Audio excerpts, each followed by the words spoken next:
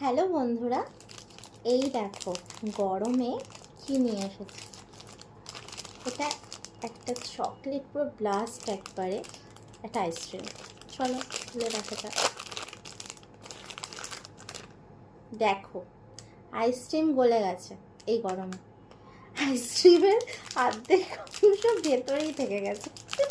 মানে কিছু বলার নেই, মানে ভিডিও করার চক্করে না এরকমই হয়। এ দেখো অর্ধেক আইসক্রিম ভেতরে, অর্ধেক আইসক্রিম বাইরে। কি অবস্থা!